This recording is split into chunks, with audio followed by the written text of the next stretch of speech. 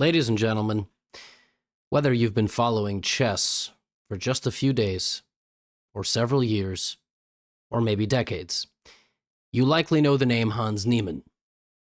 You also likely know the names Magnus Carlsen and Hikaru Nakamura. Well, the story just keeps going. Today, June 10th, 2025, Hans Niemann pulled off something that I don't think very many people at all have ever done in their chess career. He defeated Magnus Carlsen. And in the very next game, he defeated Hikaru. He beat Magnus and Hikaru back-to-back games. That is the stuff that chess fans dream about. You dream, you wake up, and you go, no, I'm still 400. And I will be showing you those two games in this video. Hans also won the tournament with 10.5 out of 11, and the only reason he got 10.5 out of 11 is because he had 10 out of 10. He won his first 10 games, including beating these two back-to-back, and then he took a quick draw in the last round to secure first place. This is unbelievable. I made a video about this a little while ago, but he only drew Magnus in that game. He beat Hikaru, and he won the tournament, and he drew against Magnus. But these games, this man was a man on a mission. Then after he won, I think he went on a big rant and said the chess mafia is dead or something like that. I don't know what role I have in all this. I just know that a long time ago, Hans and I had a 45-minute interview. One day we will have another one, and hopefully that next one is a little bit more peaceful. Also, he offered to coach me, but I suck, so we'll see what happens. E4, E5. Actually, both of these games were E4, E5. Hans was white in one, and he was black in the other. 3250, 3293, only ratings that people can dream of. Knight to F3, Knight C6, and we have an Italian game. Magnus plays Knight to F6. Obviously, beginners watching, you look at this position, you got fried liver stuff. These guys, they know all the openings, they know all the tricks. Fried liver just doesn't quite slap as hard, so you play the move D3. And now Magnus plays bishop e7. It is much more active and much more common for the bishop to go to the c5 square, but Magnus has been playing bishop e7 recently. Another person that plays bishop e7, I think, is actually Hans with the black pieces, and if I'm making a mistake, it's Dubov, who played against Hans in like 100 games recently. They had a bunch of matches. Hans has sort of been a man on a mission recently. He's been playing a lot of these matches versus people, these heads-up matches, one-on-one matches, and he's been doing quite well. I don't cover every single one of them because you guys get fatigue and won't watch all of them anyway. A3, D6, bishop to E3, normal development, and now exotic stuff. So here, Hans plays in a way I've never seen before. And he plays this way in 5 seconds. This is an Italian. In the Italian, white plays castles, H3, knight D5, whatever. Hans goes queen to E2. Because the idea of the setup that he is playing is to castle long. Let me tell you something right now. Playing the boring old school Italian and then playing like this and castling queenside is not something I have ever seen in my life. It's not. When I open up Explorer, yeah, I mean, A3, D6, Queen E2 and long castle has never been played. It's never been played. I've not seen this setup ever before. This is mind-blowing. Now, again, white just has a very straightforward idea. He just wants to create an attack. And maybe he wants to play D4 in the middle. Magnus goes Queen D7. There's a bit of tension in the middle. Hans plays Rook G1. It's quite clear that his intentions are to play G4 and maybe H4. Magnus says, I'm going to put my knight here. And the idea is that I would like to take your bishop, and the idea, if you move your bishop, is that I have made you more passive, I secure better control of d4, etc. Maybe I also have a long-term idea to push my f-pawn because my knight on f6 is moved. Hans is like, take my bishop. Go ahead. Fully set on attacking, knight takes, pawn takes. This does a few things. It doubles your pawns, but it secures control of the center. It opens up the f-file if you ever want an attack. It also g4 ideas, stop f5. Now, the best move here for black is a very counterintuitive knight to a7. I mean, counterintuitive is actually a bit of a strong statement, because if you give this position to a strong player, they will find the concept to play knight a7 and b5. The knight gets out of the way, the b and c pawns get liberated, and now the pawns can go up the board. That's a very obscure move, though, and for blitz, it's much easier to play a4 within 10 seconds.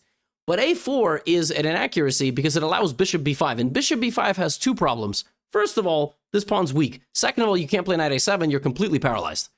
So now black will have to spend multiple moves, moving the queen, moving the knight, and trying to regenerate an attack. In moving the knight and the queen, you will lose time.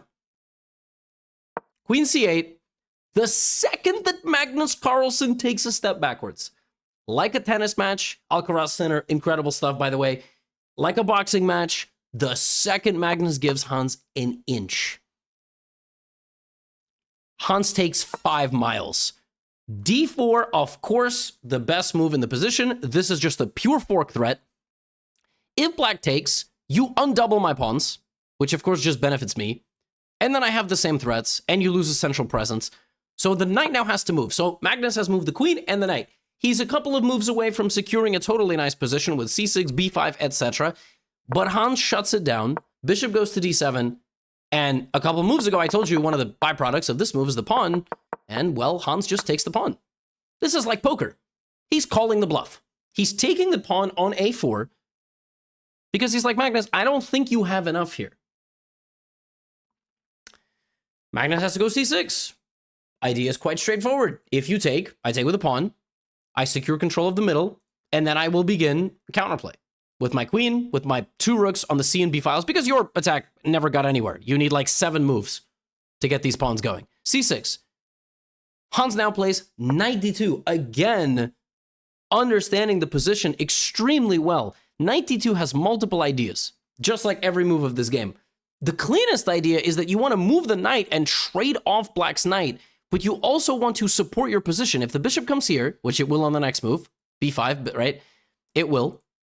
You want to be able to take it because this knight is not going to go that way. So knight d2, knight over here is excellent stuff. Bishop back to e8. Hans now plays the bishop to b3. He says, Magnus, take it, because my idea is not even to take it with the knight. It's to take it with the pawn. It's to take it with the pawn. And when you take me, I take back, and we're chilling. This knight is now ready to go to c4, ready to go into the middle.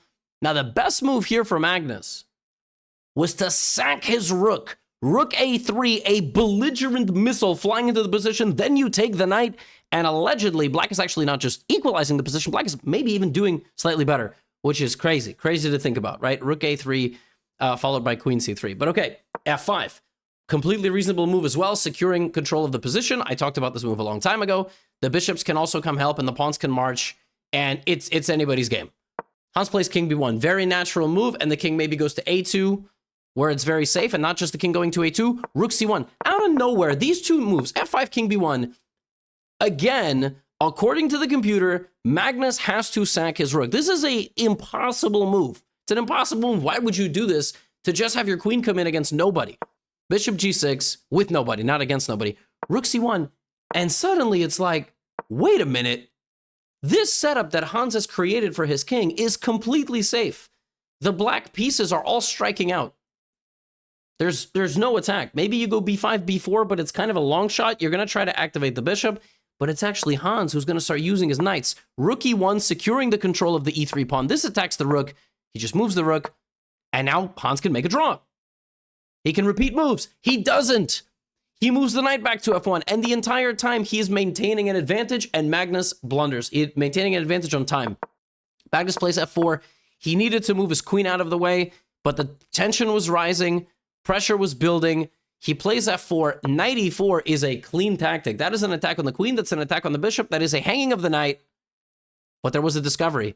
And suddenly, Hans Niemann is winning. He is up a queen for a rook and the knight. I know it looks weird because black also has 2 bishops. But the way that a queen defeats an army of pieces like this is you simplify. You try to trade one of the rooks. You try to trade the knight for the bishop, and then you isolate the queen against the rook and the bishop, and then you go try to pick off the weaknesses. Pawns really help. Pawn takes f4. Bishop f4. You can't take the bishop because the rook hangs. So rook d1. Bishop goes here. Now we play knight e3. And the entire time, Hans is also pressuring on time. He's not just outplaying Magnus on the board. He's actually playing on time. a4. I've already talked about this. We would love to trade a pair of rooks and get the pawns going over here. We have h5. Magnus trying to do something. a5. Hans just pushing. Rook c8. King b3. Rook f1. We're looking for trades. We are actively looking to trade some pieces. Rook f4. Oh my goodness. He sacrifices the rook in 1.3 seconds and just plays queen d2. And he just has multiple paths to victory. The knight is blockading everything. The rook cannot create sufficient counterplay. Rook f8, b5. He's just going to push the pawns. Ultimately, he has more pawns than his opponent. Rook e2, a6, pawn takes, pawn takes.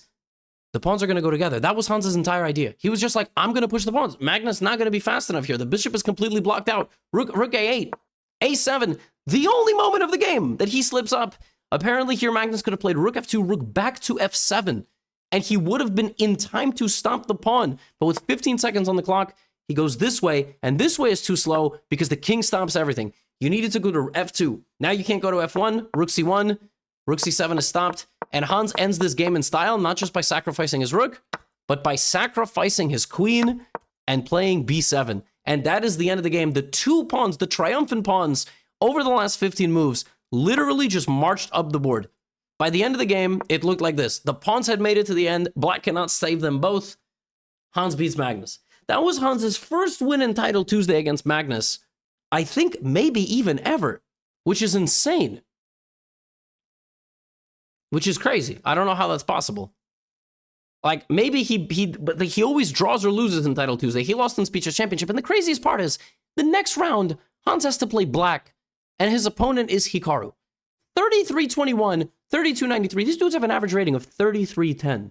I think Hans is the third highest rated player on the website behind them. Now, how can Hans win with black in an Italian, right?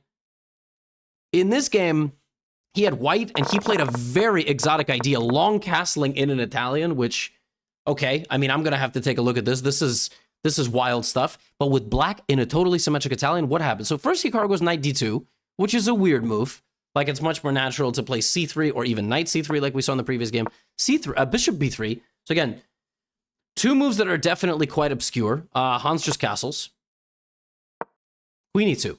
So three moves that are very obscure, not playing the traditional, c3, knight d2, knight f1, not playing like h3, this type of stuff.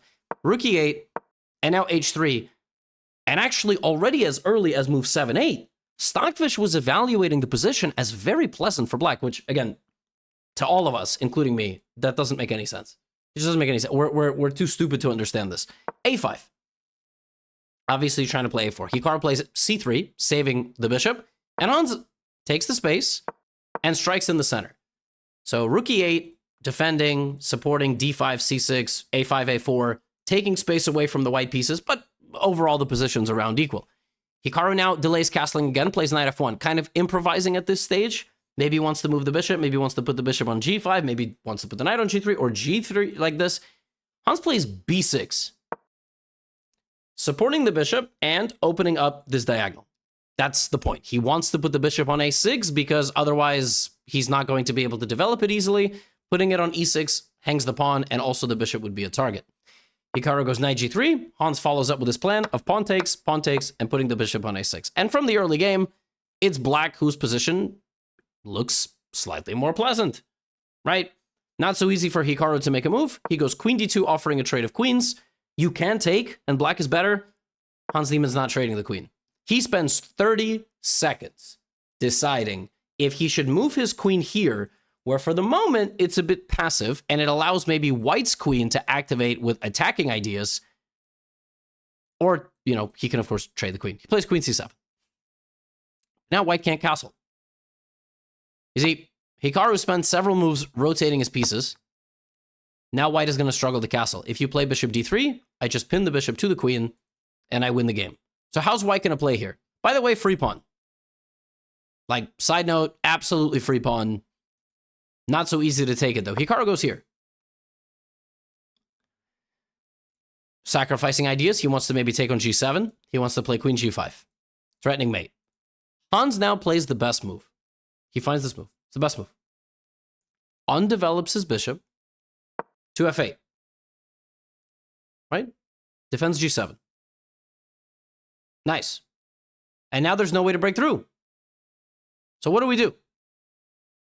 Queen g5. There's no threat, but we have ideas like knight h6 potentially, etc. Now we play king h8. With the two moves, bishop f8 and king h8, White's attack is completely stuck. Completely stuck. There is, you would love to get your pawns involved. You want to play knight h2, knight g4, but you don't have time. You can still go knight h6. Still go knight h6, but it's probably not going to work out in the end. Queen h4. Bishop g5 is an idea. Knight g5 is an idea, etc. Knight d7. Okay. Hikaru's looking for openings, right? Bishop e3, maybe g4, maybe g5, knight h2, etc. Bishop g5. Now here is perhaps the most impressive move of the entire thing. Knight g8. This is Karpovian level. Hans Niemann is not Anatoly Karpov. All right? He does not play chess like Anatoly Karpov. He plays chess like a berserker. He is aggressive, he is dynamic, but for him to play bishop f8, king h8, and knight g8 is unbelievable. This is such nasty defending. You bait in your opponent, and then you move all your pieces to the 8th rank, and there is no way through. White's pieces are not coordinated in a way where any of them can land a knockout blow, and what's going to end up happening is they're going to get kicked out with f6 and g6, and once they get kicked out with f6 and g6, he's going to come back and collect the initiative, right? Like, White still can't castle.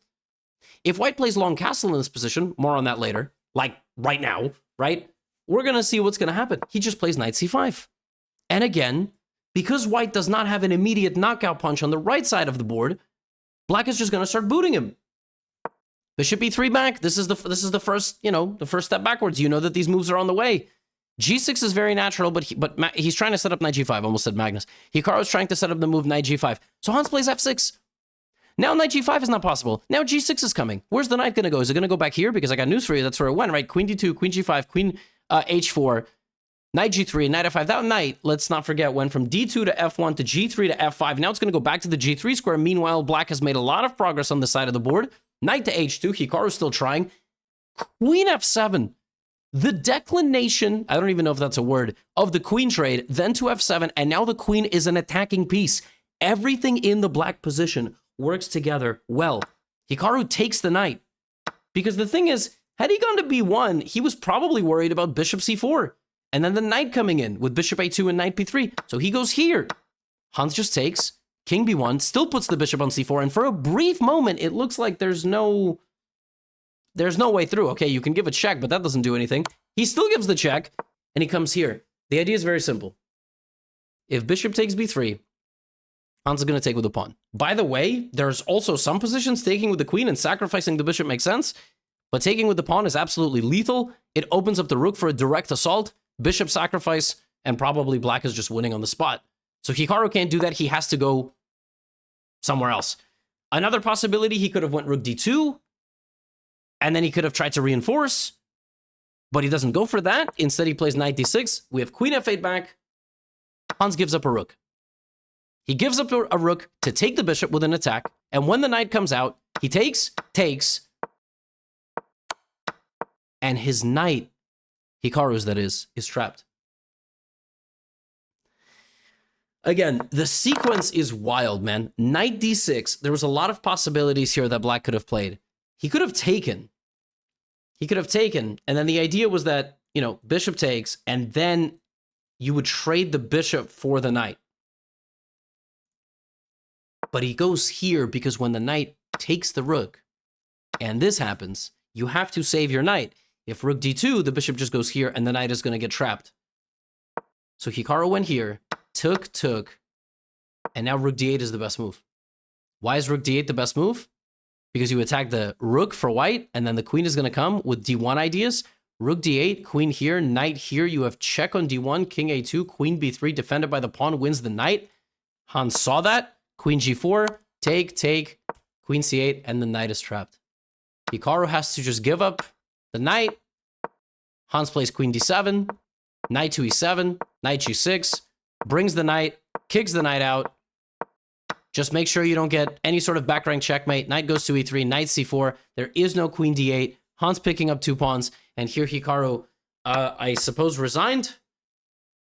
I don't think he lost in time because it says 7 seconds. He resigned. He resigned because Again, might be confusing for some people, but at this level, there are no back rank checkmates to blunder. At your level, you absolutely should not resign this position. I would go knight b3, keep pieces on the board.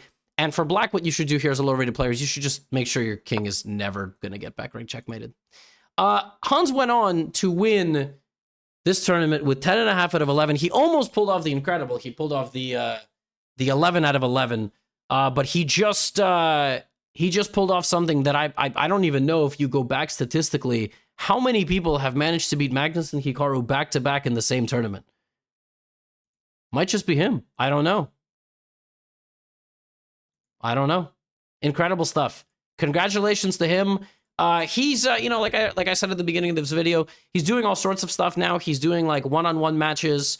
And he lost one to Giri. He beat Dubov in a rematch. Like, he's playing a bunch of people all the time. I'm not going to cover every individual match that he plays.